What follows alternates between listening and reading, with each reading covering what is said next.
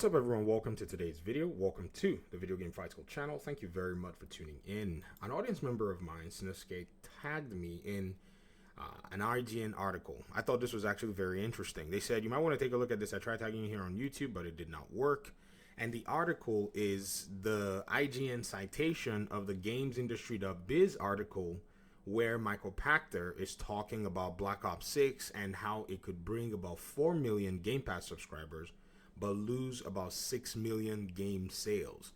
And so this analysis was taken, and a lot of people talked about it. They were trying to figure out what was going on, and Michael Pachter's statements are very interesting. So I want to go ahead and pretty much point out one very major aspect of this article, and it must be taken in context because simply it's just analyzing, and it's doing some predictive metrics as to the potential sales that Xbox could miss out on. Because I've already seen some people, someone said, what did they say here? They said, well, translation, they made close to 75 million putting it on Game Pass.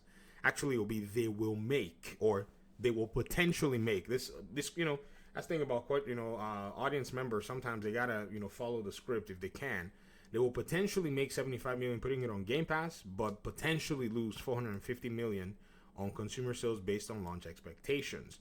So this is very interesting, right? This is a very weird twist. If you look at another comment that's here, this person said, after 10 years of not buying COD, I decided to try it since it was, they said free. I don't know if it was free. You paid a subscription, didn't you?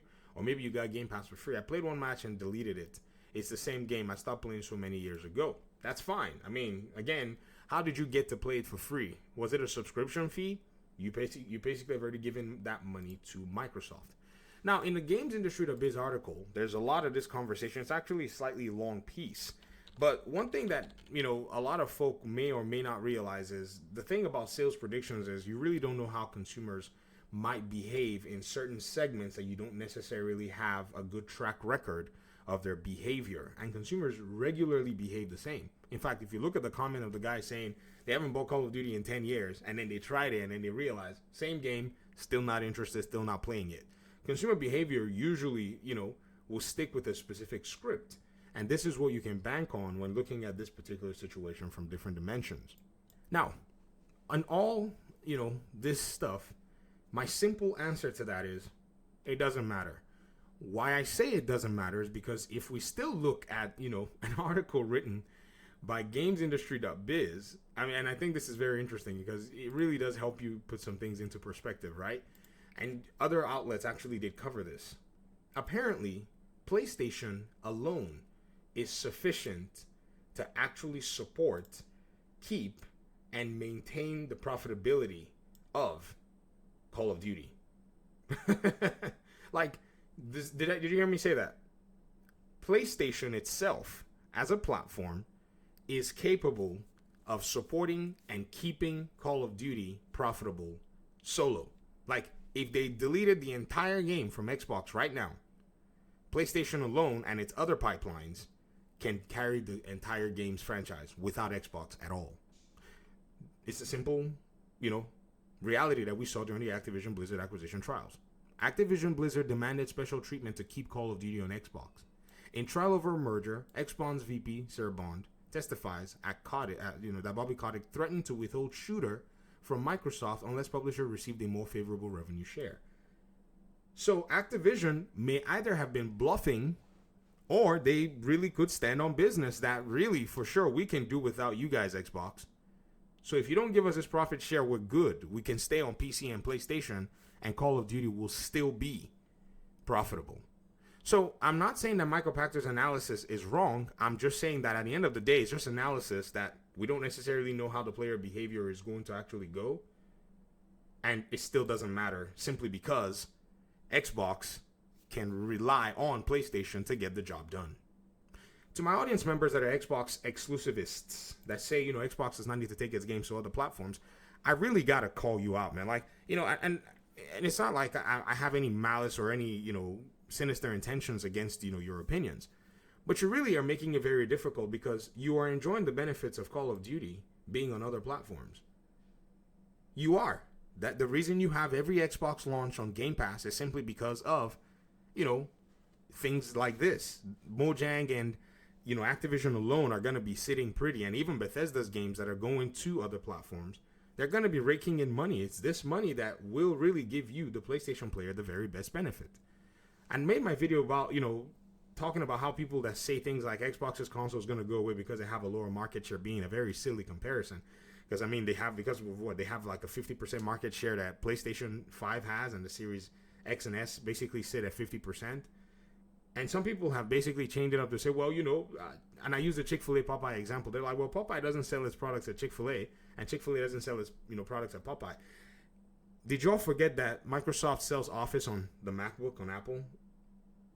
Because software is ubiquitous, right? I only use that example to show market share. But when it comes to software, because of how ubiquitous software is, it's possible to make money elsewhere. In fact, it's highly likely to make money elsewhere. Azure, which is a Microsoft service, is available to anybody who wants to use it. It's not only exclusive to Microsoft devices or Microsoft infrastructure. It has been made to have compatibility and usability across the industry, across the market. There is no world where exclusivity is this huge thing that everybody heralds. I just don't see it. When everywhere else, the biggest financial breakthroughs are made when software is made available to as many people as possible. Like, you got to get out of your bubble, gamers. Oh, the Xbox identity is going to die. That's nonsense. The Xbox identity is actually stronger right now because the competition can carry the game by itself. This is a logical outworking at the end of the day. Now, yes, maybe there needs to be some little incentives here and there as to, okay, you can only play these 3-4 games on Xbox forever and ever. It's never going to change. But by golly, all this complaining about Indiana Jones and any other game that's going to PlayStation, to me, is quite tiring. When I got to sit here and look at the numbers that Call of Duty is generating all over the place. When PlayStation themselves is moving Lego Horizons, look at it. Lego Horizon is going to the Nintendo Switch. And no one is crying and whining that, oh, PlayStation has lost its mind. Oh my gosh. Oh my, like, just the way, some of my Xbox fans are complaining about this exclusivity. No one in fact, PlayStation fans will pretend like this game doesn't even exist. Because the reality is dawning in front of them. They'll be like, well, Lego wanted it there. That's why. I don't care if freaking, Thanos wanted it there. The reality is it's going there because they want to earn revenue streams. That's all it is.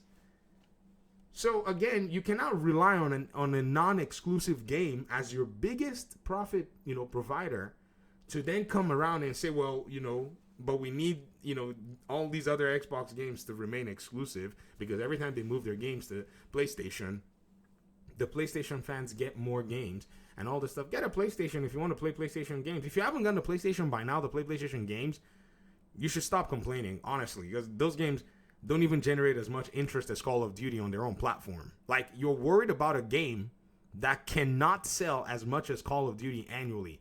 Hogwarts Legacy sold as much as Call of Duty, but it was a multi-platform game. It had that much interest. No PlayStation game at the moment is currently capable of doing anything like that. The third-party framework is beating PlayStation in their so-called single-player quality games. Anyways, just wanted to point out that because Sanosuke said, hey, to check it out. And I'm like, yeah, it's just analysis. But again, if we just literally look at this particular, reality here, that Activision alone pretty much, showed their hand when they played this card that PlayStation and PC alone can carry us. Then Game Pass is just icing on top of the cake. Xbox sales are icing on top of the cake. It still achieves one goal or the other, which I think is a very important thing that should have been cited in this whole article when it was being written about, Pactor's predictions. Thanks for watching the video, guys. Talk to you soon in another one. Peace out.